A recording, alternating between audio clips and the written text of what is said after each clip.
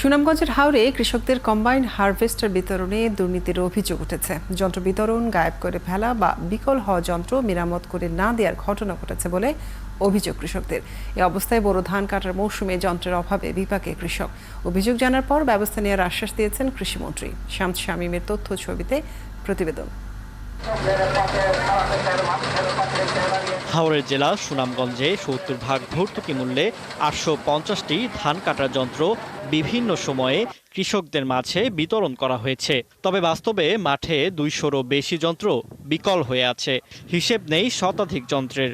ফলে ধান কাটার এই মৌসুমে যন্ত্র পাচ্ছেন না কৃষক। বিকাশে কম খরচে ক্যাশ আউটের লিমিট বেড়ে ৫০,০০০। প্রিয় এজেন্টও ২টা। কৃষকরা বলছেন, বিশ্বম্ভরপুর, শাল্লা, শান্তিগঞ্জ ও সুনামগঞ্জ সদর উপজেলায় যন্ত্র বিতরণে অনিয়ম, যন্ত্র বিকল হওয়ার পর ওয়ারেন্টি না দেয়া সহ বিভিন্ন বিষয় ঊর্ধ্বতন কর্তৃপক্ষকে লিখিতভাবে জানিয়েছেন তারা। তাদের অভিযোগ, এ বিষয়ে কৃষি বিভাগ কোনো সাহায্য করছে না। আমাদের শাল্লা উপজেলার বিগত দিনে যে কম্বাইন্ড হারভেস্টার মেশিনগুলি বিতরণ করা হয়েছিল, এগুলি পূর্বের ইউজ করা, এটি কৃষি সম্প্রসারণ অধিদপ্তরের কর্মকর্তা নিজেই স্বীকার করেছেন। পুরোনো মেশিন দিয়ে আর অনেক মেশিনগুলো এখন বন্ধ, প্রায় ১৭-১৮টা মেশিন। আমার তথ্য মতে মেশিনগুলো বেশ চলাইছে। এটা সঠিক একটা তদন্ত হওয়ার দরকার। কিছু যন্ত্র নষ্ট হয়েছে স্বীকার করে এর তদারকির দায়িত্বে থাকা ব্যক্তিরা বলছেন, কৃষকদের ভালো সেবা নিশ্চিতে বিভিন্ন উদ্যোগ নেওয়া হচ্ছে।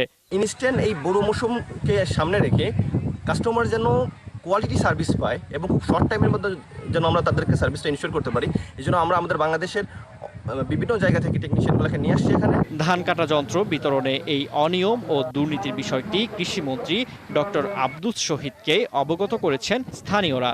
মন্ত্রী আশ্বাস দিয়েছেন ব্যবস্থা নেয়ার। ঠিক করার যদি যন্ত্রপাতির অভাব হয়, আপনারা কৃষি বিভাগের যারা এখানে কর্মকর্তা আছেন তাদের সাথে যোগাযোগ করবেন।